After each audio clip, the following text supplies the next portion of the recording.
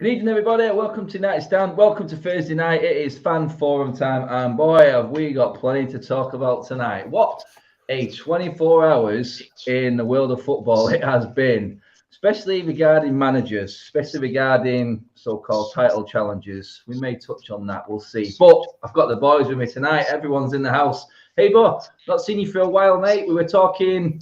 I can't remember, mate. We were talking about Donny and transfer windows last time we were speaking, mate. Oh, a lot's gone wrong again, pal. I think it seems every time we talk, another catastrophic collapse has happened with the football club, mate. But other than that, how you doing, buddy?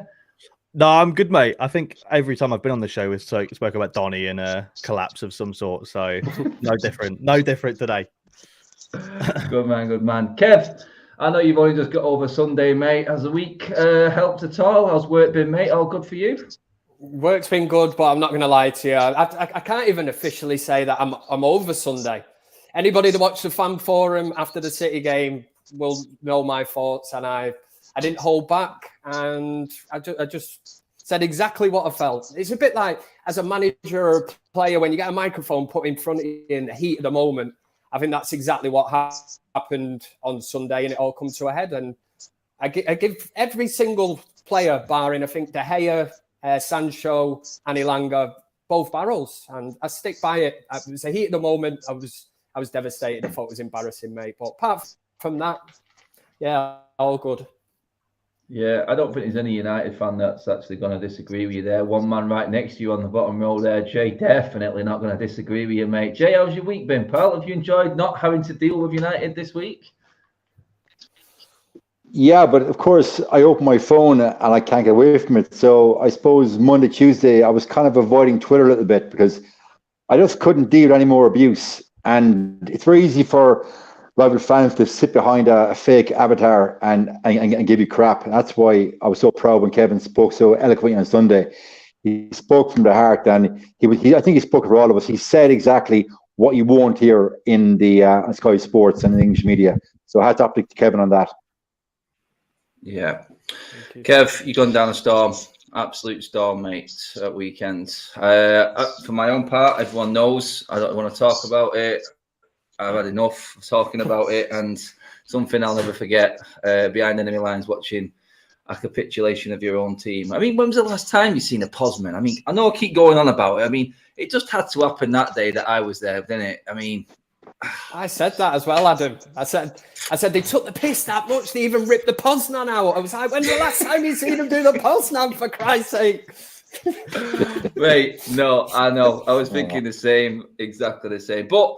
moving on, that's gone. We've got a big game this weekend, and it is a big game because we could end up probably in sixth position by the end of play this weekend. And we all know sixth position, no guarantee of the first two European Cup competitions or being in either one of them. We could be creeping down into Europa Conference territory by the end of this weekend, boys. That is going to be rubbing salt in the wounds. But managerial situation obviously comes to the fore. I mean, Twitter went into meltdown last night, guys. Social media went crazy with what happened with Real Madrid and PSG, and obviously everyone's putting two and two together. Hey, bro, I'll come to you first, mate. I mean, what a game, first of all, for Madrid to come back from. Did it show to you Poch's frailties with that quality team that he's got, and why all Manchester United fans are fearing what they see as the worst now, like a full-on carpet laid out perfectly for this board to go and get Pochettino, because we know he will be sacked now after that, after what happens. Not probably yet, but by the time United need a manager, he could be free and hassle-free. Does that mean that United go all in on him? I hope not. I don't want Poch, but I don't think PSG, like, that game could have gone a different way last night. Yeah, you know, Mbappe scored 2 offside goals. One of them was fantastic as well. That step over around your tour was unreal. Yeah. But like, I think that game could have gone very differently. I think PSG had a lot of chances in the first half, and I don't actually think for the first sort of 50, 60 minutes they played badly. They almost did it us, where they play well, they create a lot of chances, they don't put them away, and then they get punished for it, you know, around the 60th minute onwards. Modric showing his class at 36 or whatever he is, incredible, absolutely incredible. That again, though, I think it's just, if we bring Poch in after it's not just one performance, because I watched them at the weekend and I think they lost 1-0 as well. I can't remember who they were against, but it's those performances you watch and you think, like, that's exactly what we have right now already. There is no point in bringing in. You might as well just give Ranić the job if we're going to bring someone in like that, because Ranić sets a team up, we get a bunch of chances, and about the 60th minute, we just capitulate. We're nothing after that. We just look awful, and it'd be the exact same thing. So for me, I want Ten Hag. I want somebody that's going to bring a complete new style, a new DNA to United, and I want someone that I want the players to buy into, a proper project. But Poch, for me, I can't see some of the players who've got the Ronaldos, the Brunos, getting a Poch in and thinking, wow, what a prestigious manager. You've just been knocked out of the Champions League before us with a better team than us, with the best front three in the world. Like, there isn't going to be a level of respect there that you need, in my opinion, for a manager to player. So, no, for me, I don't want him. Please keep him away.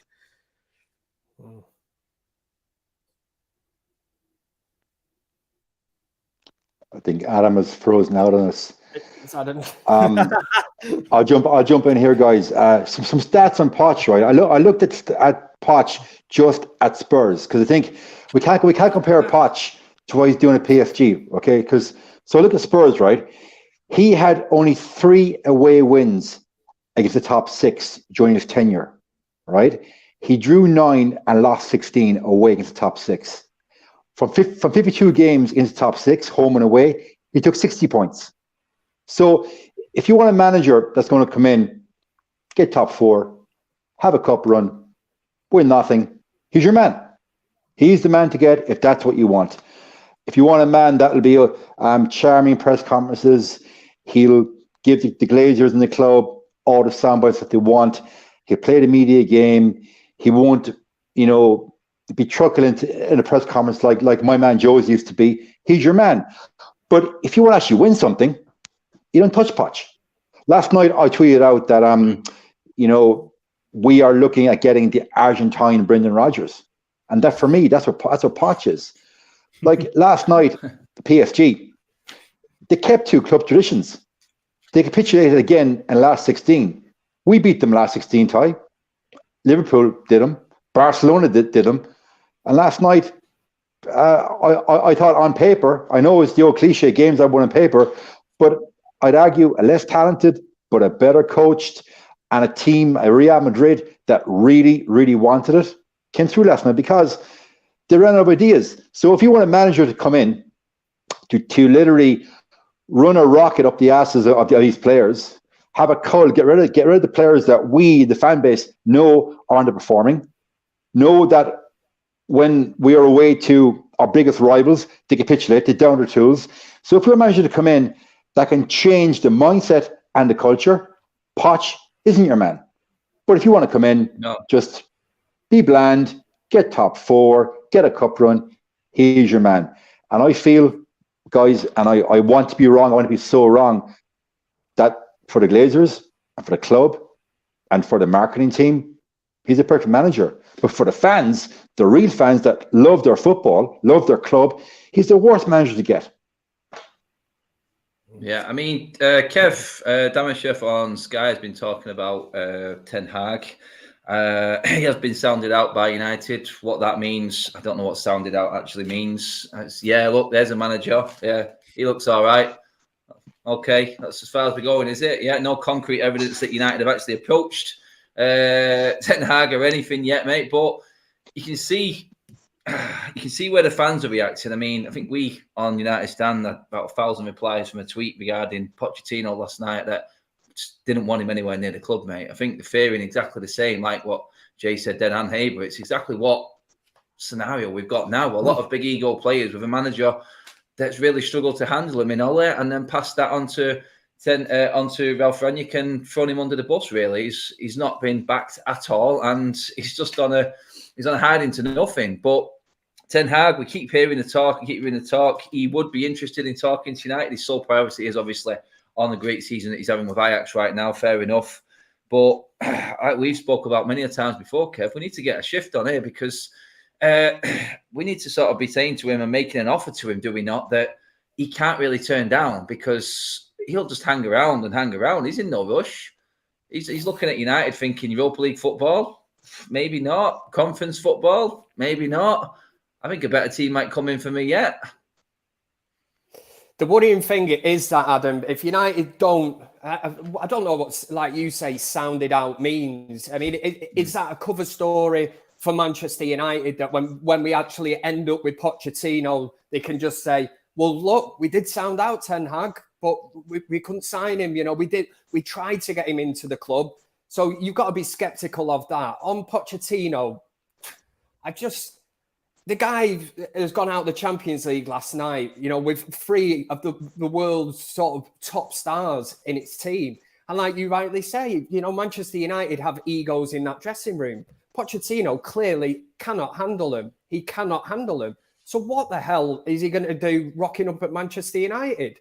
Now, in his defence at Tottenham, I would say that with youth players, he made them better. And he certainly improved players, which is something that Manchester United would clearly look at. But the worrying thing is, it's almost like, well, you didn't have much to spend at Tottenham and you did all right.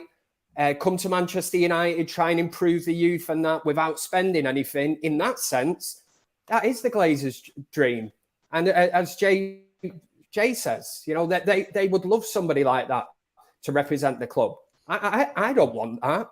I want the next top up-and-coming manager. I'd rather have David Moyes than Pochettino.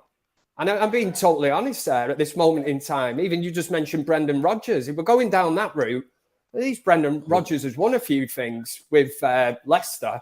But I don't want Brendan Rodgers. I'm just putting it into terms of, you know, like putting them up against each other. I've made my feelings clear. Ten Hag is the man for Manchester United, and Manchester United should do absolutely everything, because if they don't, and I've said it before, the likes of Manchester City, the likes of Liverpool will already have a plan in place looking ahead to replace both Guardiola and Klopp whenever they finish at their respective clubs. And that is the next manager they'll be looking at, a manager that's got an identity, a manager that has a way, a style of play, and he breeds that into his team. And he's not as soft as a lot of people are always, oh, Kev Ten Hag, what's he won? You know, this, that. And I'm like, listen to the man. The guy knows his stuff about football. And I've got no doubts that if Manchester United bring him to our club, he will improve us massively, massively. And we all know there's a big clear out this summer. There's a lot that needs to be done. But I mean, if he could bring in the players that he wants and he's able to do that, I think Manchester United will be successful again. But there's no short-term fix. Everybody, a lot of United fans are looking at it, you know, of course we want to be challenging. Some of us thought we'd be challenging this season. And look how that's, you know, panned out. But long-term, we need this next manager. It's vital that Manchester United get this one right, because we have just pissed around for years and it's been devastating to watch. Yeah, I mean, Haber, mate, we know his identity. We know what he likes. We know how he likes to play football. We've seen it with Ajax. Has he got the tools? And do you have confidence that this board would back him in getting them tools for him to play that system? Because I went through the list of players with Levin the other day on a show, and we're thinking, which one should go, which one should stay? And we sort of looked at it on a point of like, the next manager's sort of look on it. Would them players fit in to the way he likes to play? And then I look at our squad and I go, "Whoa, we need a lot. Is he going to get that though, mate? That's the big question, isn't it?" And probably something he will and his people will look at as well. I don't think there'd be anywhere near as many as I'd hope for him. I don't think he'd want to keep a huge amount. The only saving grace, I think, is that he would be able to coach some of these players properly. Because I look at what he's done with someone like Sebastian Haller, for example, failed miserably at West Ham, and he's the top scorer in the Champions League this season so far. Dusan Tadic did poorly at Southampton, and I think he got the most assists in the calendar year last year out of any player. So I look at it from one perspective where some of these players definitely aren't good enough, and from another where some of these players right now aren't good enough, but could be with the right coaching in the right system. So I'd hope that he would be able to coach some of these players, because there's some players I really wouldn't want to leave. I just personally like them as players, but you know, I don't think the board will back him. I don't think the board is going to back any manager properly. They never really have. They make their own signings realistically.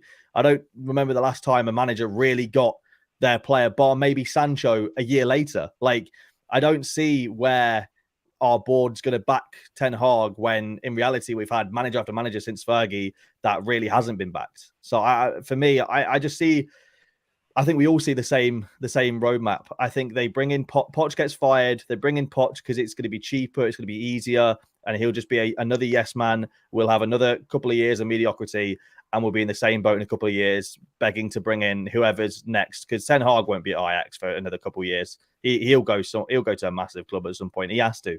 He just has to. Like you say, he's one of the only up-and-coming managers right now that you look at, you think would be a successor to a Klopp or a Pep or a, whoever really. So I don't know. I've got no faith. I've got no. My hope's gone. It's been ripped apart in the last couple of years. Yeah, mate, you're not the only one in that boat. But Jay, I'll come to you, mate. I'll just try and spin it a little bit. Right now, we've got our best crop of young players coming through for over a decade. It's been 11 years since we made it to the FA Youth Cup final. Last night, the boys did us proud, absolutely smashing Wolves off the park. Rashford. Kev was speaking then regarding what Poch can do in terms of making some players better. Would he be the man to say, help us develop and bring through some of the youth players? I'm just trying to look at positives here, mate, because there has to be a sort of different side from the story. He's not an horrendous manager. He does have his qualities. I think because we're so starved of success, I think we're all seeing the deep end of the situation right now. But the man does have some qualities, mate, about him, and we've seen what he's done with some young players and brought players through. Is there any shout for that at all? I mean, honestly, Jay, mate, I'm just going to ask you this before you answer that. Where do you think United will finish this season?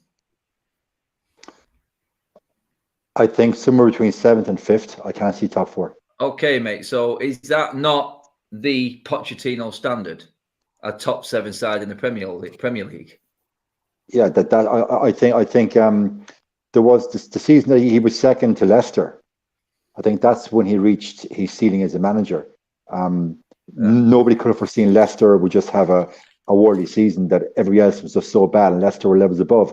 And he was second. And the last time I remember Spurs finished that high, actually, I said, how could I remember? I wasn't even very well born. Didn't Spurs? It was long before I was born. Bloody hell. Putting years on myself. Mate, are you sure? I'm 100% positive. Bloody hell, man. I'm putting years on myself. But back to the point, the last time Spurs riding that high was back in 1960s. It's when Jimmy Greaves was playing for them. That's Spurs. That is Spurs, man. So you're saying there about developing youth. I'd rather Ralph stay in situ and develop youth than bring in Poch, personally. There's no book, mate. No. Look, it's a nice segue into the youth getting to the cup final. But okay, Poch comes in, develops the youth. We're still left with the dross that is there. And the dross that is there right now, we can go through the team. We've all done it. We know who shouldn't be there. That's still there. Those players then are the benchmark for the youth to aspire to. So standards are never raised. Standards stay set at this 3rd, 4th, 5th place level. They're never raised. So he has literally the Harlem Globetrotters of football over in Paris. He couldn't raise their standards. So what makes you think he's going to come in and mix the youth with the low-level players we have and raise our standards? I can't see that. No, I'm with you. I mean, everyone knows my stance. I mean, I'd literally just keep Ralph in charge for another year, let him get rid of everyone who doesn't want to be there, then bring the next manager in who's clearly then going to be under less pressure. But, I mean, Haver, mate, on Ralph in terms of what he's done so far, mate, I mean, everyone's looking at it going, no manager's going to be able to do anything with this board. With these owners, we've got no chance. No one's going to be able to do it. I mean, Ralph Rangnick's the only man who has sounded out exactly what we need. He's already said in his football wisdom in terms of how he works and how he operates, we need a young striker. I definitely agree. We need an actual number 9. we do need a holding midfielder. He said it. We don't have the profile midfielder in there. Is there a shout for you? Because I've not asked you on this actually yet. I know the other guys have said it, but is there a shout for Ralph keeping his position in this team right now? I mean, would you take him ahead of a Rodgers, a Pochettino? Is it only Ten Hag coming in that's going to really float it for you? I'd say, yeah. I think if we're gonna go for Poch, I would rather just give Ralph another year, because I don't think Ralph is doing a necessarily bad job. I think that our current failure is on the players more than it's on Ralph. I don't like Ralph sets up teams every week that attack, create chances, and we're just missing chances. We have players coming off the bench in the 60th minute that aren't even running, and they've just come off the bench. Do you know what I mean? Like, I don't think that this is on Ralph. And like you say, it would take a lot of pressure off a manager if we had another year with Ralph to try and clear out some of this deadwood, get rid of some of the players that don't want to be there. I just think at the same time, every day that goes by, is another day where another club could swoop in. And that's what worries me. But at the same time, like, I think getting Poch won't be progression. It will be, if we're lucky, just more top 4 finishes. I don't think we challenge for a title under Poch. I hope I'd be wrong if we do get him, but I'm not. I think it'd be a case of we won't challenge for a title. It'll be another 2 or 3 year term, and it'll be the same shite cycle again. To be honest, in hindsight, we should have kept Carrick on. At least he had an unbeaten. He had an unbeaten run. Keep him on. So I think Ricky's watching this video right now, and he's loving Haber's voice. Yeah, he's loving it. He wanted Carrick to stay on. He did. But I mean, guys, let's be honest. Is anyone coming into this club right now? And we're going to talk on some certain players that will be leaving the club in a minute. But is any manager going to come in right now and challenge for what the board said last week was where we were going to be challenging for major honours, Champions League, Premier League? I think is any manager with this crop of players right now, with who we know is leaving, is going to challenge in the next 2-3 years? It's going to take a long time. And do you reckon the fans have got the patience for another 3-year project of nothing? That's a big ask for a fan base that's been starved now and promised the world by this football club year on year and ultimately completely failing. I mean, it's going to be a tough job for any manager coming in. Do you reckon the fan base will have the patience now? I mean, Jay, do you reckon they'll have the patience? Because it's toxic as it is now, mate. Okay, May 2023 will be the 10th year anniversary since our last title win. 10 years. Thanks, mate. None of us sitting here could have fathomed in our wildest nightmares that we would go 10 years at winning a title. That we just couldn't countenance that. I think fans of our generation will accept that it's another rebuild and it's going to take time for another cultural reboot.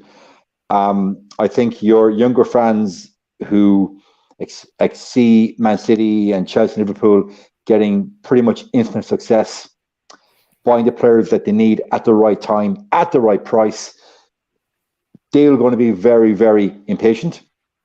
And I suppose this season, when we were given Rose-White Varane, Ronaldo, Sancho, aspirations were very, very high that we have a title challenge. I think the younger generation who are used to getting everything handed to them really fast and instant gratification, you can see next season the social media meltdowns, game after game, irrespective of who's the manager, because no matter who comes in, barring maybe a cup run, I don't see us getting success probably until 2025. And that then will be going, bloody hell, guys, 12 years since the last title. But if you told me right now, we were going to get a Ten Hag, and in 2025, we're going to win the title, I'd bite your arm off.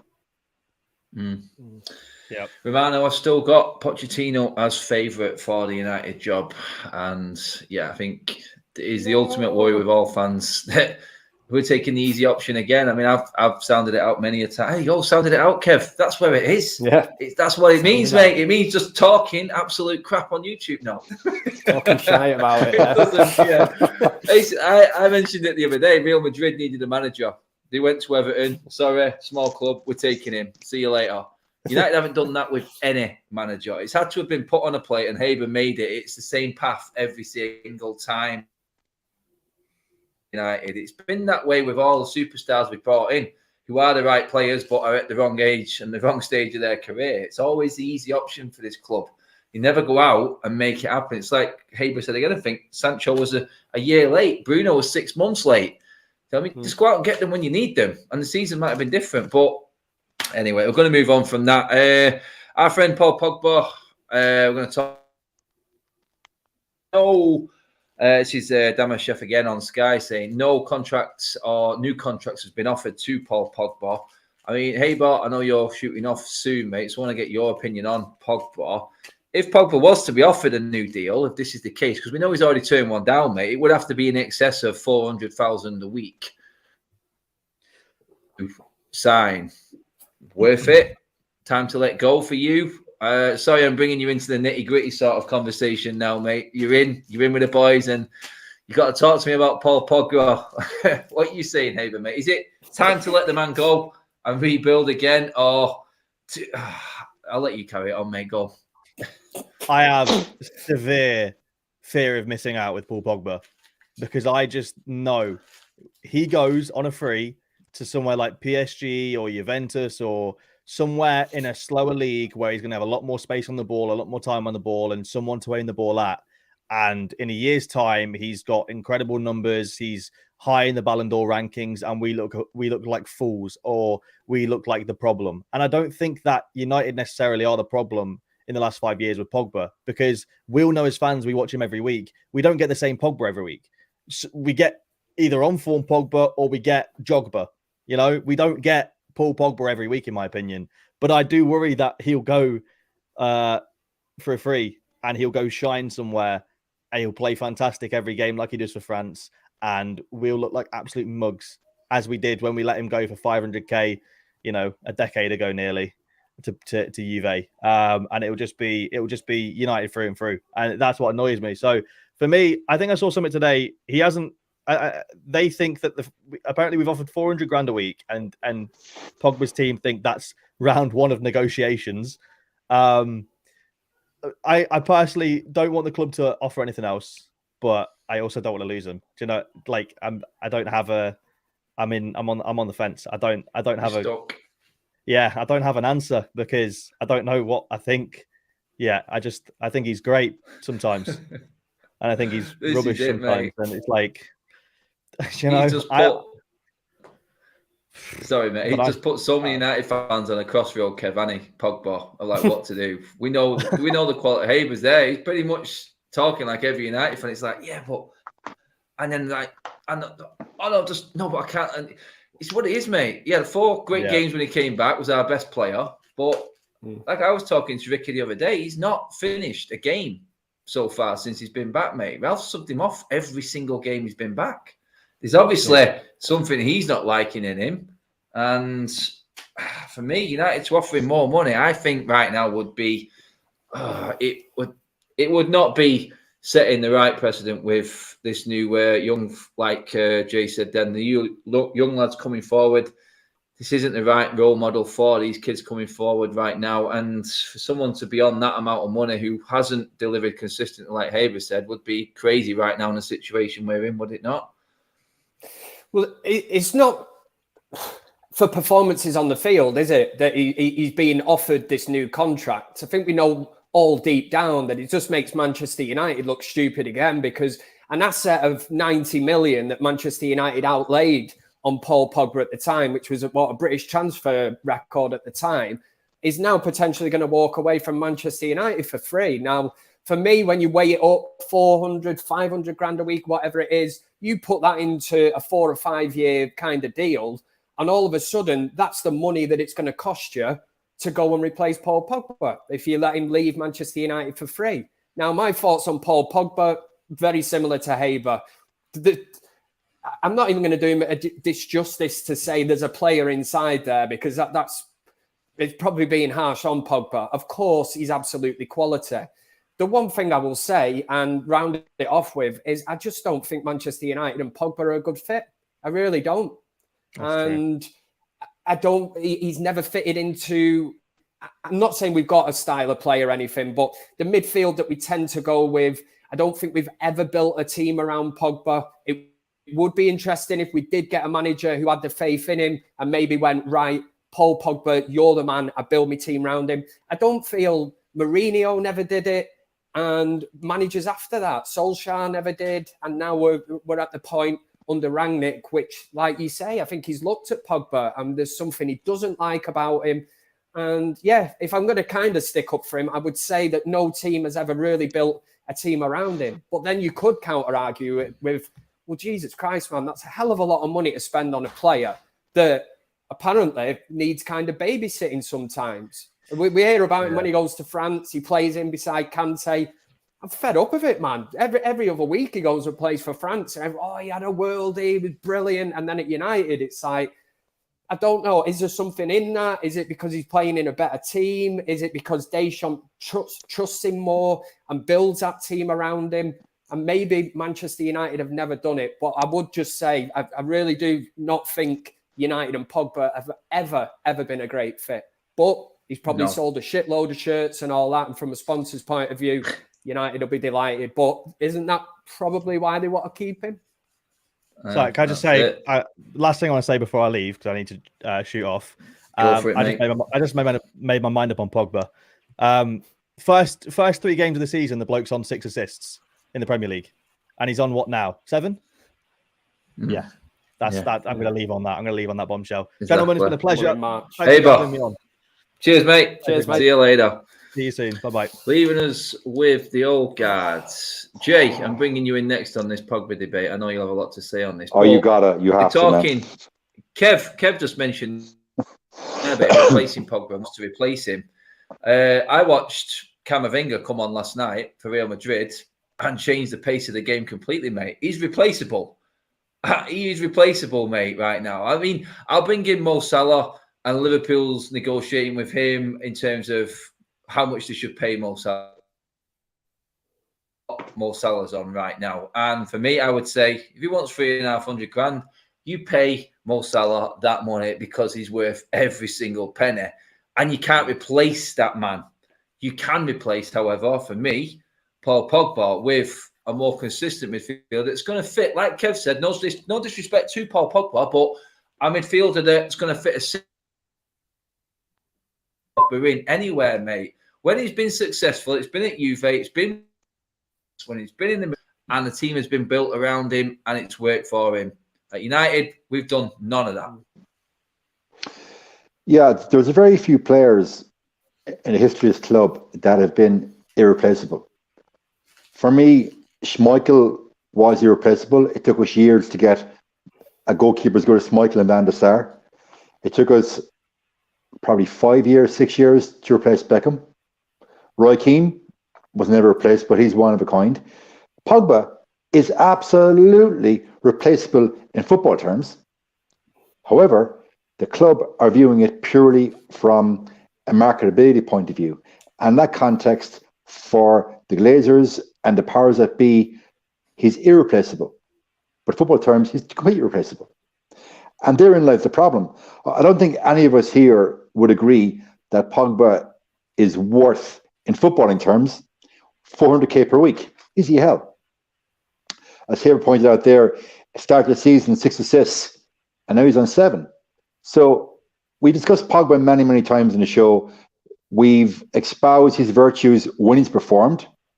But I think there's been very few shows that we have all agreed as a collective, bloody hell, Pogba today, he was sublime. He ran the show. He was the man of the match. Everything went through him. How many shows, guys, can you remember that we were, as a group, saying that? I see count them in one hand. So for me, he's replaceable. And during his time with Juventus, he had Pirlo, Marchisio, and Khedira. We know Pirlo literally playing the quarterback role, Marchisio as the enforcer, a la Roy Keane, and then Khedira a massive engine. And Pogba was allowed to have this free role on the left in a 4-3-3. Solskjaer, he said himself many, many times, I don't play Pogba in the middle, quote unquote, because he doesn't have the energy. Oh my God, a World Cup winner a professional athlete cannot be played in the middle of the park in the Premiership because he doesn't have the energy. And to Kevin's point, he goes off to France then, and he's back to world beater Pogba. So I will question you got two versions of Pogba. You have the version that we get, that we see week in, week out, wearing the United kit, and then you have the Paul Pogba world beater that really wants to put effort in and play for France.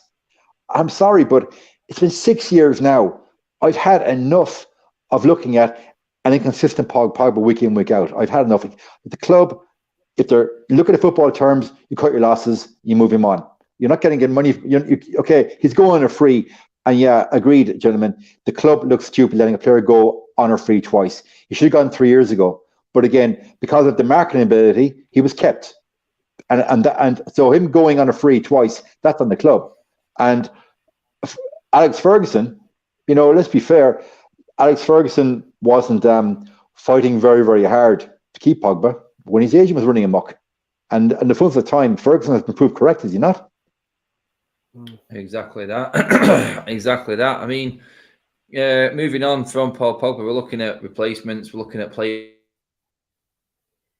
carnage which is going on over at Chelsea at the moment, and one player that has been rumoured and linked with United, a defender in Antonio Rudiger, free transfer. Kev, yeah, is that right up your street? Is that the sort of aggressive defender that you'd like at Manchester United? Yes, because he's a total opposite to the one that we've got in a minute. He knows how to play football. He's aggressive.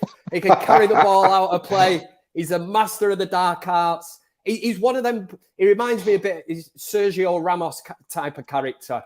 Where you're like, he's a shithouse. But when he's playing for your team, he's your shithouse, and you can rely on him. He will do absolutely anything to win a game of football, and I think that would be a fantastic signing. You've asked me the question, and that's why I'm getting excited, because I think that transforms the defense, especially if you're going to pair Varane with Rudiger. All of a sudden, to me, that just changes the dynamics of a back four that has looked starved of confidence, I would say. Harry Maguire, does he fill anybody with confidence? I mean, somebody pointed out that at the weekend, let's talk about Harry Maguire. He was involved in all 4 goals. Yeah, all 4 of City's goals. When you watch him back, and I'm like, whether it's a confidence thing or whatever, it doesn't matter. The manager of Manchester United made him the captain. For some reason, he's been able to keep this going. And he's on my hit list. He would be one in the summer that if anyone was daft enough to actually get the checkbook out and say, we'll take him, I'd part ways and say, see you later. For the good of Maguire, for the good of Manchester United, well, especially as a United fan, I would be like, yeah, get rid. And what an upgrade on a free transfer as well. Woohoo, yes. Having that. That is it. I mean, Jay, on that, like Kev said, he's everything that Harry Maguire isn't. Quick, can score goals as well. And you know what? Under Tuchel, he was one of them players that he thought his career was over at Chelsea. And then Tuchel came in, completely transformed him and turned him into this one of the best defenders in the league at the moment. From on a free transfer, would we be stupid not to be interested in Rudiger? The decisions the club has made over the last 10 years have almost filled me with disbelief. And I think, unfortunately, this will be another one where we missed the boat. The elite of world football are going to be banging down the door of his agent, offering Rudiger pretty much whatever terms and conditions he wants. He's an elite defender, and we already have a Rolls Royce playing beside the clapped out Lada. You used reference to the last show, Adam. Lada Eva. So right now we've got a Rolls Royce beside a Lada Eva.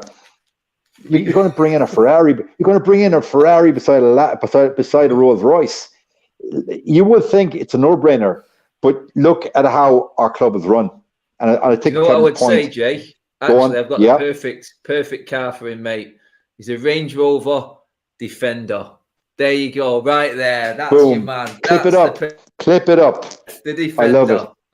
Yes. And I love how Kevin drew the comparison with Sergio Ramos. I love Sergio Ramos. Proper athlete at the back, teak tough. And, he will almost find a way to get on the side of the referee that he can pull some shit behind the ref's back and it's not seen. Rudiger's that type. Harry Maguire, he'd probably write the ref a note and tell him he's going to pull something because he's not a leader. The phrase we have in Ireland is cute. Not cute as in looking, cute in the head, having that mental ability to switch on and pull a stunt. And the stunt is pulled, and then 2 minutes later, everyone around you is, hang on, what the hell have you just done? Because you're cute. Harry Maguire isn't cute. Rudiger is cute as a fox. I want him. Will we get him? I hope so, but I've no confidence in the board. No one's got any confidence in the club as a whole. And we spoke the other day about them backing out on that new training ground complex. Intention of keeping up with modern football and the teams that are just easily just walking past. Never mind in terms of quality at the moment. We're so far behind in every single department. I was just happy to see the last night actually putting on a show and actually giving us something to watch. That was probably the best. That was the highlight of the season so far, in a way. But tough games ahead. We've got to talk about what's actually left this season because a lot of people are thinking the season could be over by the end of March. We go out to Atletico next week, then there isn't really much else to play for apart from Europa League places. But in that battle with us is Spurs, and that is the next game, Kev. Spurs this weekend. Last thing we needed was them smashing Everton 5-0 and coming to Old Trafford in buoyant mood. But, I mean, hopes, fears for this game. Who plays? Cavani, Ronaldo and Varane all back in training. Still, is that enough? I mean, I went so low against City that I thought I didn't even get excited about Ronaldo, Cavani and Varane coming back to training, mate. It just didn't perk me up at all. I'm just looking at it, the mentality throughout that squad. He's just a million miles away right now. Do you know what? I'm totally with you. I've mentioned before and I've said I honestly think Cavani is the best number 9 at Manchester United. Now, my love for Cavani kind of changed after that international break where he decided to come back late. Didn't make himself available. Was it for the Middlesbrough match? Whereas Fred, I think, had travelled a similar distance. And Fred's not a world beater, but, God love him. At least he made the effort to come back and represent Manchester United. So kind of looked at Cavani in a different way now where he's in that bracket of, I know he's going in the summer. I'm not really bothered. I've seen him play for Manchester United and that. And lo and behold, it kills me to say it, man, but I know we got dicked 4-1 by Manchester City at the weekend, but did we really miss Ronaldo? Would Ronaldo have made a difference against City? I don't think he would have. Because you play in a team that you've got to really press. You're going to have long spells of the game where you're not going to have the ball. What difference would Ronaldo have made? He wouldn't have pressed. He wouldn't have dropped back. That's what Cristiano Ronaldo is at the minute. I'm not doubting him as a player or anything. I'm just saying, would he have even when I heard he was out against Manchester City, I'm thinking, right, well, we just crack on, don't we? I don't think we're overly reliant on him or anything. But for the weekend, City fans were thinking we were more of a threat without Ronaldo pre-match, mate, in the talks. That's where they felt. I got that as well because I could look at it and think you've got an extra man if you're playing the false 9 or whatever. You're gonna have a bit more in that midfield, overflood it, and I wasn't really disappointed that he missed the derby when I heard he obviously wasn't going to make it. Would I play him against Spurs if he's fit? I think I would. And I will go back to that thing, it is Spurs, and you think, come on, it's Spurs at Old Trafford. The one thing that worries me is Conte and the manager. I still think that deep down, he probably is a bit angered at the fact that Manchester United never contacted him. And I think he'll have a little bit of a point to prove when he comes to Old Trafford. And all winners do. All top managers will have that. You know, he will go there with that mindset of, I'll show this club what they missed out on when they didn't acquire me and go for my services. And he's headstrong, and I think he'll have a point to prove against us, and that's the worry. And like you say, the fact that they're on the back of a 5-0 defeat, a 5-0 win, and we're on the back of a 4-1 defeat, God, you wouldn't know, would you? And Jay, if it does go wrong for us, they do go ahead of us with a game in hand, and that would be another team ahead of us with games in hand. It's a game that, if United have got any aspirations of clinging on to a hope of top 4, have to win. Never mind the draw; it's a win, a must-win game for United. But Spurs will be looking at it exactly the same way, Jay, really, because they're in a better seat than us in terms of challenging for top 4.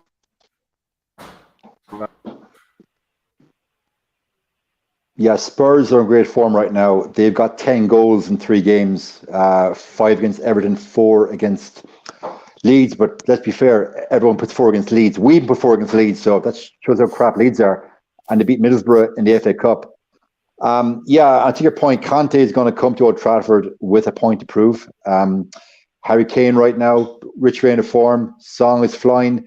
They've got that other striker, the Swedish guy, can't pronounce his name. And their midfield, it seems that literally every midfield in the Premiership is going to boss our midfield. But I do feel, though, the way Conte is set up, we will have, unlike the last game against City, we will have a lot of possession. And it'll be a case of Conte will just literally, guys, come and attack us. We'll hit you on the break.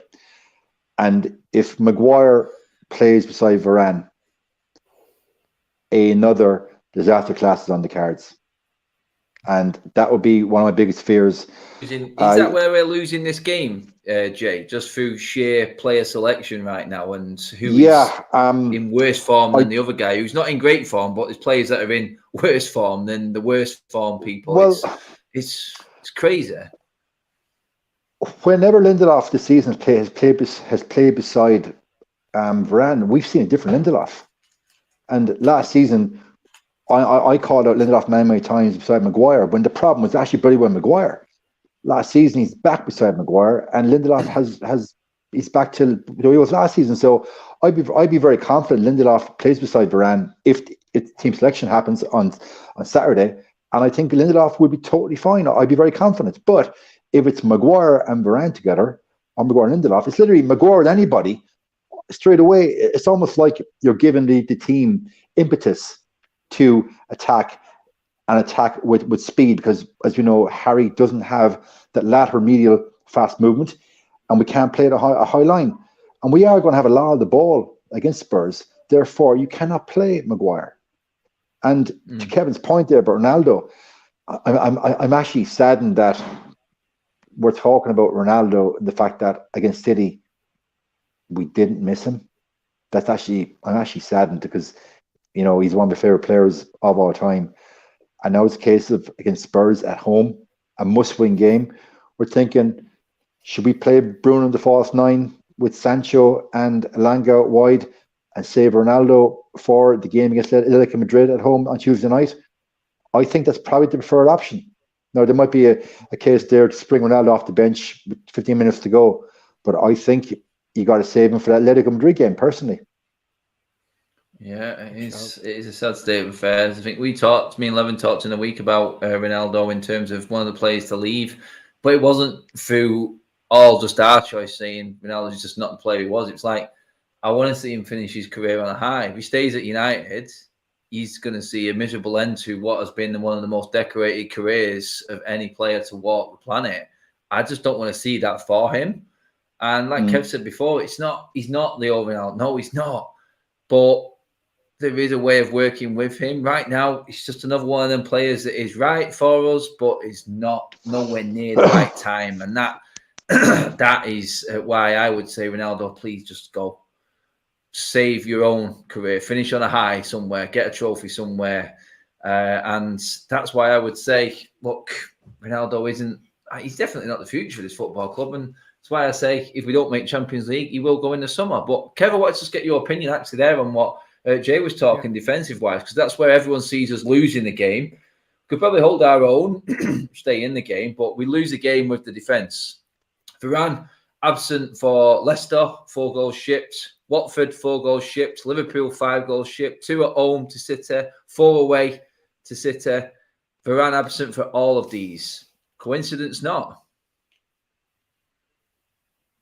Well, there's definitely a link there, isn't there? When you weigh it up and you see that he's a vital cog in the defensive engine of Manchester United.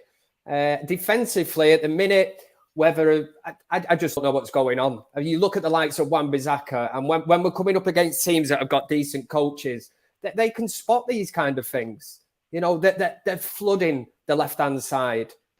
They're literally getting at players like that. You look back at the Leicester game when we brought Harry Maguire back in, Jamie Vardy, any of us, we spoke about it before that match, and we were like, Harry Maguire does not start that game if he's not fully fit.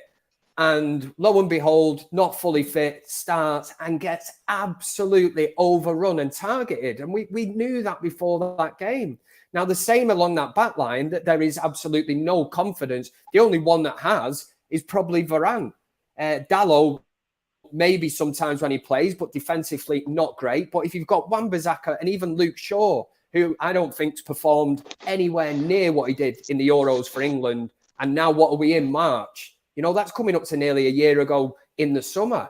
And you're looking and thinking, what's happened to Luke Shaw? It's actually your left back, your right back, and one of your central defenders. That's 3 out of your 4 defenders that you're looking at and thinking whether it's confidence or where the head's at, that they are not there.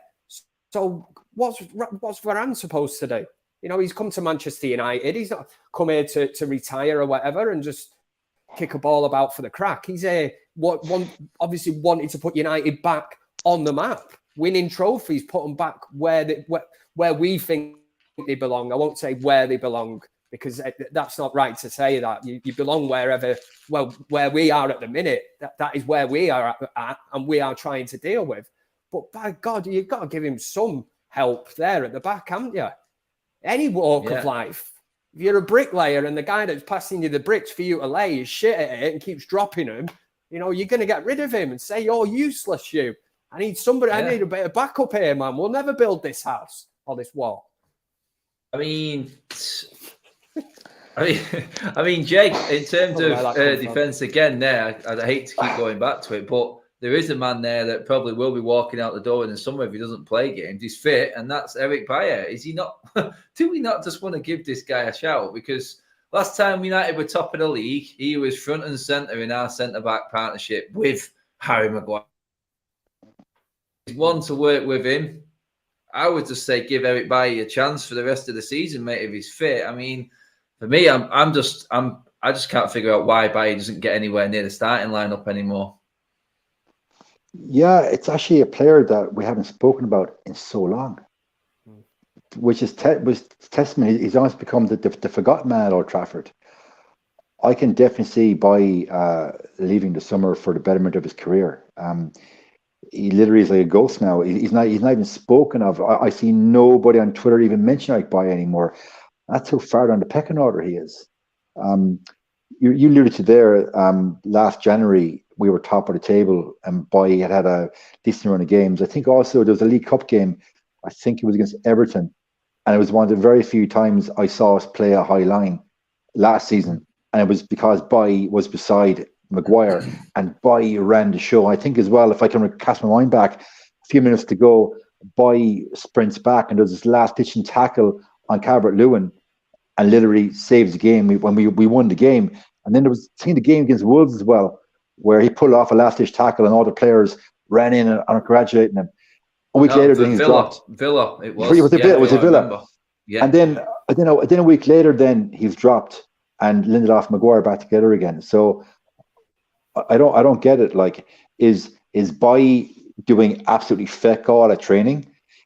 Is he turning up late? Because now we've had two managers that win fit, and clearly he's levels above our so-called captain. He just doesn't play. I don't get it. It's an excellent question. Maybe people in the live chat have a theory because I genuinely don't know, Adam. It is another United mystery, Kev. There's plenty of them around, mate, isn't there? The persistence of trying to convince me that Scott McTominay is the new Roy Keane is one I'm not having any of at all. But Ralph Rangnick, he's talking him up like he's got leadership skills and everything, mate. There is going to be change in midfield come the summer. We need a midfielder in the summer. We up to the rest of this season, mate. And McFred does look like he's going to be our mainstay. And then mystery number 2 comes in. Why is Matic not in that midfield, Kev? I mean, rest Danny, he's been fit. He's had a little break with a 1 injury, but he's fit now. Does he not come in and give us that stability in that holding role as the only natural holding midfielder in our squad? Anyone other than them 2 at the minute would come in. Honestly, even Fred the Red, and I mean the guy that wears the big, costume who dresses up as the devil. He would do a better job than Fred and McTominay at the minute. I mean, as a partnership, I went through a stage of kind of seeing what was going on, and I got it. I was like, they complement each other slightly. You've got McTominay who's tenacious, gives you a bit of energy and that. And then you've got Fred, and I'm like, well then, and then it just, the more and more you watch him, it's like Fred can't pass a ball 1 yard to his left or right, can't even pass it to the person in the same colour shirt. And then you've got McTominay who's just, dashing about and more asked about winding up away supporters and trying to win the battle with them. And I'm like, what has gone, how have Manchester United fallen to these kind of standards from having an engine room of the likes of Scholes and Keane? And I'm like, oh my God. And not for 1 minute have I just compared, like Scholes and Keane to McTominay and Fred. I'm just saying, I kind of have, I suppose, but standard-wise, yeah. That's what I'm trying to say is just when you look back, you think, oh my God. And you know what I mean? I've seen some players playing that midfield over the years, the likes of Jemba, Cleberson. Even Tom Cleverley did a bit of a job for us. Anderson was all right. I'd take Anderson right now, mate. I would. I'd take Anderson all day long. That guy had something about him. He just very inconsistent and unfit, but he. Yeah. You know what he had about him, Adam Anderson? A big appetite and a bad shot. That's what he had. He did score a great goal one time. Now I remember it. I mean, saying that Fred has scored a great goal this season as well. So a couple actually. Usually always against Leeds, like you said, Jake. The whipping boys in the league. But I mean, guys, before we go, we're going to get score predictions in. These are going to go to our table, obviously, in our own predictor league. But Kev, come on, money where your mouth is, mate. No fence sitting right now. Give me a prediction for Saturday, mate. Never sit on the fence, mate. Listen, last week I was asked to predict, and it's the first time ever, and I said that Manchester City would win 3-1. And then straight after that, I had to go and have a shower because it felt so dirty. So I think this week I'm back to winning ways. Don't even ask me why. Do not ask me why. I'm Manchester United. I'm going to win 2-0 and a clean sheet. Again, a madness. I'm being reckless this evening. Everyone's going to be like, what is Kev on? But 2-0 Manchester United. Back to winning ways. Kev's going down the road of just like whatever he dreamt about the night before, Jake. That's his logic. Where are you at, Kev? Where are you at? I can't share Mr. Ashford's optimism, so I'm going to say this very simply. Maguire starts, we lose 2-1. He's bench, we win 1-0. Simples. Joey's gone double barrel there with that one. 2-1 to Spurs. I've just taken my judgment from what I'm watching and the attitude of these players, and then the rumours of more unrest behind the scenes and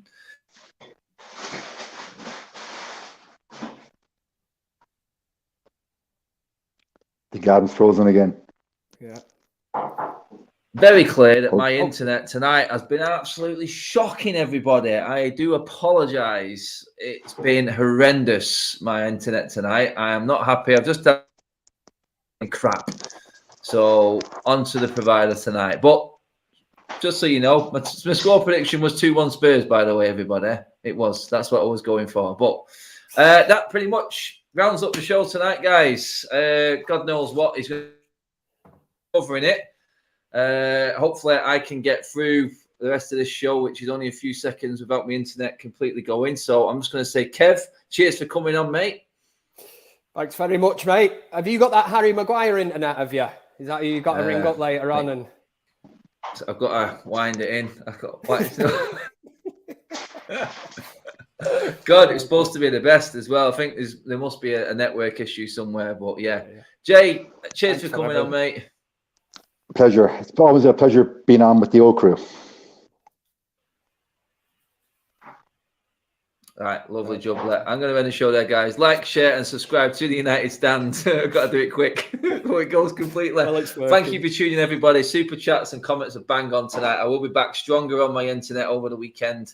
And guys, do come and see me outside Old Trafford for the Spurs game if you're going as well. We'll see you there. Hopefully, I'm proved wrong and I can talk about a United win. Hope springs.